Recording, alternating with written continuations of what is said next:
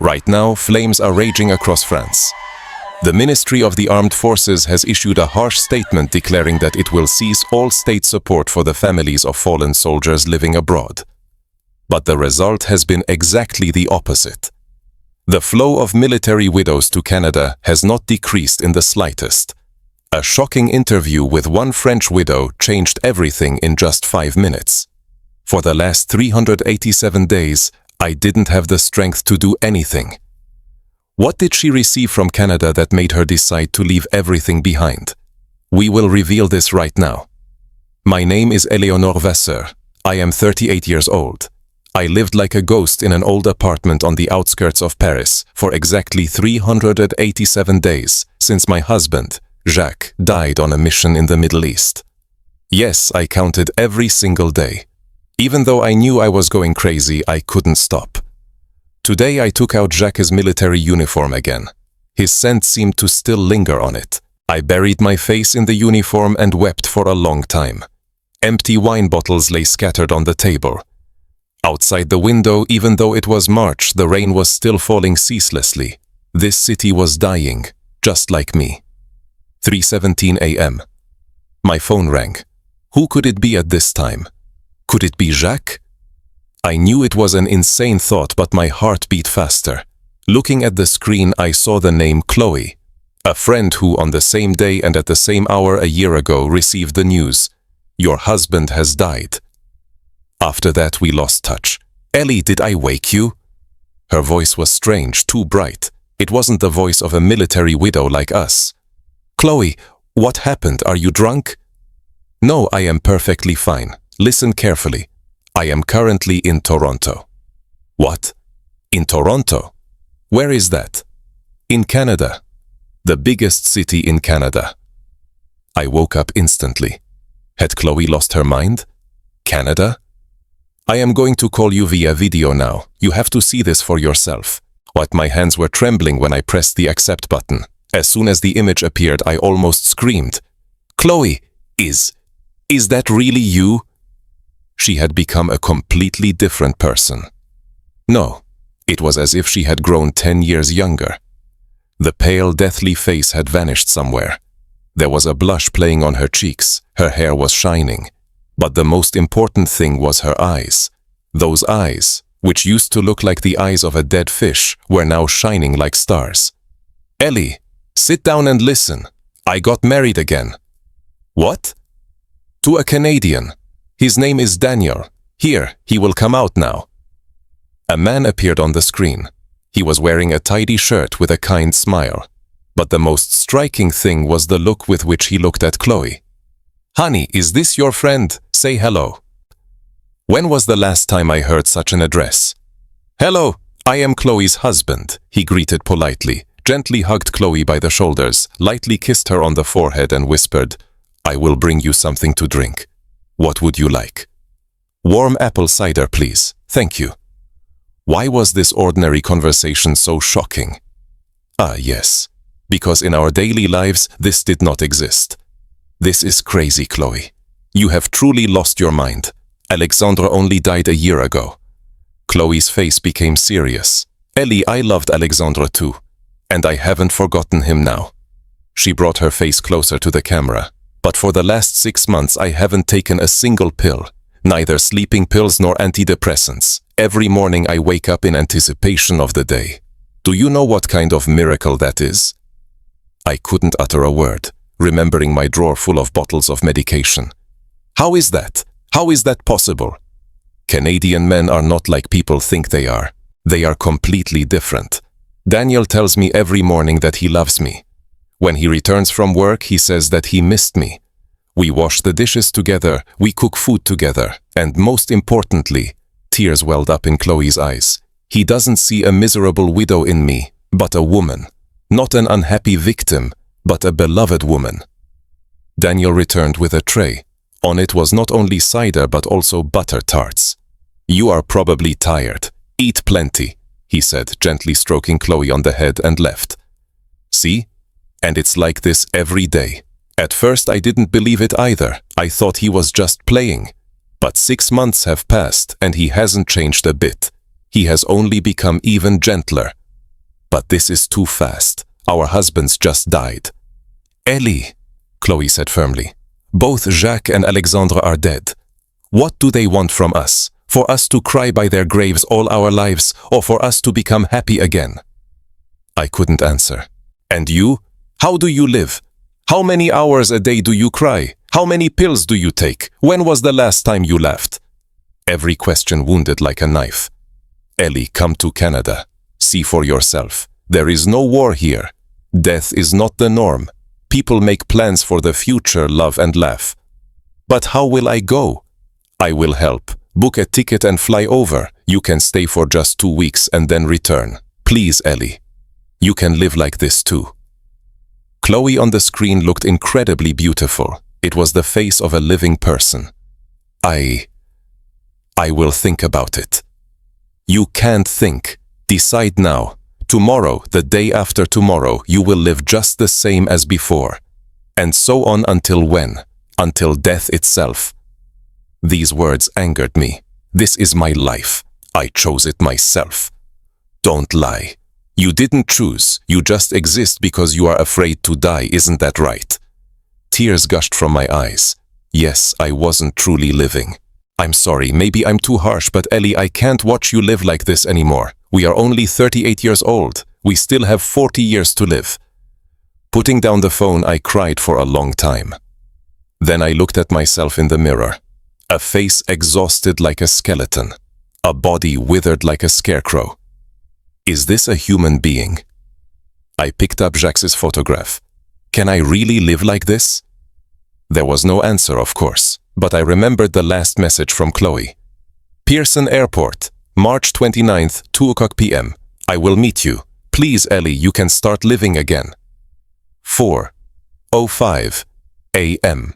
I opened the airline website.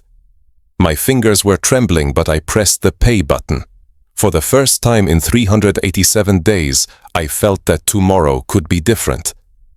After booking the ticket, all the memories flooded back from that very day when it all began. 1 year ago. February 24th, 2022, 5:00 a.m. I jumped up at the sound of breaking news on the television. The Prime Minister announced the deployment of troops to the Middle East. Jacques was already awake. He was putting on his military uniform and packing his things. My husband, a reservist, had been called up a few days ago. Has the war really started? No, it's just a planned redeployment. It will be over soon, don't worry. But there was anxiety in his eyes. I saw his hands trembling slightly. And when will you return? In a week. Maximum 2. That's what they said. They said everything would be over in a few days. Jacques hugged me tightly. He hugged me longer and tighter than usual. Now, remembering this, I realize he had a premonition. I love you, Ellie. I will definitely return. I didn't think that this would be the last time. For the first couple of days, we called each other often. He said he was at a transit base, hadn't entered the combat zone yet. But from February 28th, the connection began to fail. March 1st was our last conversation. Ellie, it's me. His voice was tired. A rumble sounding like gunshots could be heard around him. Where are you? Are you safe? Yes, safe. It will all end soon. Tomorrow we will probably move further. Take care of yourself. Please take care of yourself. Don't worry. Come back soon. I love you. After that, the line went dead. 1 day, 2, 3. Calls didn't go through. Messages weren't delivered. My anxiety grew into terror. March 15th, 9:00 a.m. the doorbell rang. Opening it, I saw 2 officers in dress uniform. By their faces, I understood everything. Madame Vasseur. Yes. We inform you with deep regret that your husband, Sergeant Jacques Vasseur, died heroically in the line of duty. Died heroically. These words spun in my head, but I couldn't grasp their meaning. The body. Where is his body? The officers looked at each other. Due to the complex combat situation, the evacuation of bodies is difficult.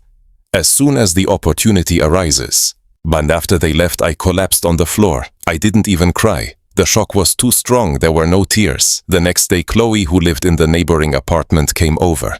She was crying too. Ellie, our Alexandre, too. On the same day, March 15th.